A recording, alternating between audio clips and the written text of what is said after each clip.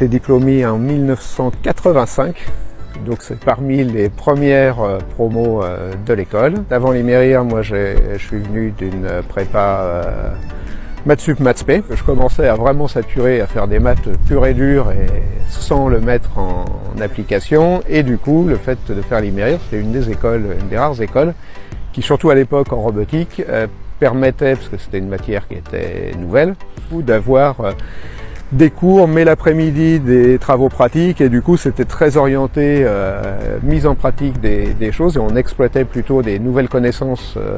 Quel poste as-tu occupé durant ta carrière? Comme j'ai quelques années du coup, enfin, il y a un peu d'expérience, il y a une liste, la liste c'est un peu... voilà. Donc en gros j'ai commencé par une entreprise qui était autour de la robotique pour PSA, où c'était la mise en place d'ateliers flexibles pour la fabrication automobile. Donc l'objectif était de sortir à partir de la CAO n'importe quoi dans un cube de 60 cm par 60 par 60. Voilà, c'était à peu près cette idée-là, avec tout l'approvisionnement des outils, et donc ça permettait de faire les prototypes des moteurs de Formule 1, les prototypes de moteurs du Mans, etc., qui permettaient de sortir des moteurs qui étaient presque uniques, mais sur une chaîne entièrement robotisée, donc un projet assez intéressant. Après, je suis passé à la DGA, où je m'occupais de systèmes d'information, donc sur les sous-marins nucléaires et sur le Rafale.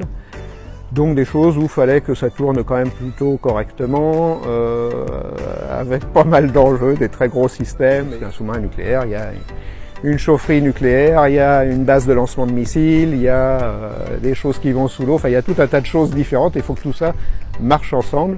Et un avion de chasse, c'est la même chose, il peut y avoir différents moteurs, différents systèmes d'armement, et l'objectif c'est quand mettre le contact, tout ça, ça démarre et à peu près correctement. Après, je me suis occupé de la direction de la R&D du groupe La Poste, où là c'était aussi une très grosse entreprise, alors avec d'autres sujets, où je me suis occupé de mettre en place le système de contrôle d'accès Vigic des immeubles, donc les petits ronds noirs qu'il y a à l'entrée des immeubles qui permettent avec un badge sans contact de rentrer, donc qui mélange en fait de la crypto, parce que ça j'avais quand même baigné pas mal là-dedans à la DGA, des technologies sans contact, voilà, et d'être capable de passer à l'échelle, c'est-à-dire d'être capable d'avoir vraiment des grosses mises en œuvre. Après, j'ai monté une start-up avec Motorola et Gemalto sur le mélange de la téléphonie mobile, des badges sans contact, de la crypto, donc on va dire autour du NFC, enfin pour schématiser un peu ces technologies-là. Et après, je suis passé par Experian, une entreprise où je m'occupais de tout ce qui était mise en place des services mobiles.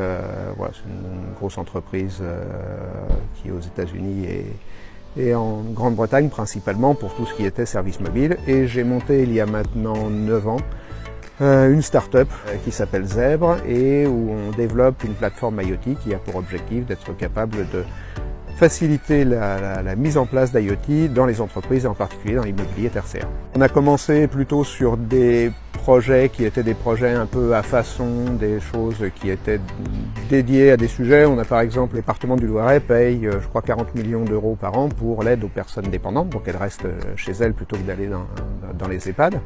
Le problème, c'est qu'en fait, le département n'avait aucune vue de ce qui se passait vraiment chez les personnes. Donc on a imaginé un boîtier qui était connecté avec une technologie Sigfox. Et lorsque les intervenants arrivaient, ils badgeaient en arrivant, en partant.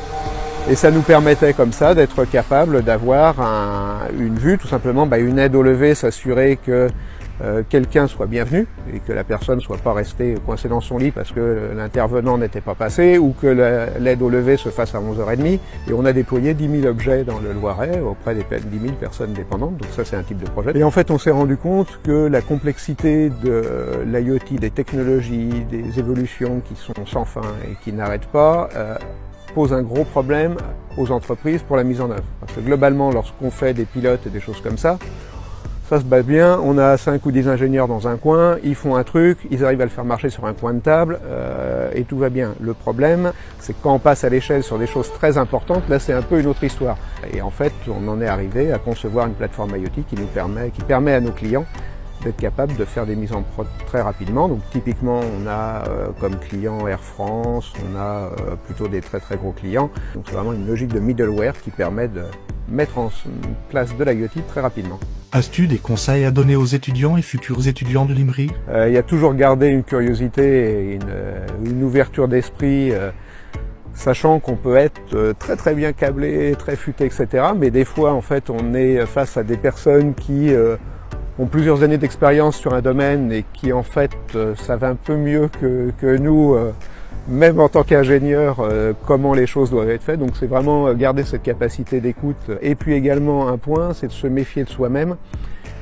Parce qu'en tant qu'ingénieur, on imagine toujours des choses qui vont être, alors surtout en plus ingénieur français, on imagine des choses parce qu'on peut faire ceci et cela, donc des choses en fait qui sont finalement très complexes, et on est super à l'aise avec ça en tant qu'ingénieur, et on est très très fort là-dedans. En plus en France, là c'est vraiment le truc, on est très très bon là-dessus. Le problème c'est qu'à un moment ça doit être mis en production et ça doit être utilisé par des gens normaux quoi, quelque part. Et le fait de garder toujours en vue qui va l'utiliser, l'expérience utilisateur, ça c'est vraiment clé parce que sinon on peut vite faire des choses qui sont super futées mais en fait que personne ne va utiliser. Typiquement le boîtier dont je parlais dans le Loiret, il n'y avait qu'un système de badgeage et un bouton et c'était tout, ça se terminait comme ça. Donc c'est très très simple à utiliser.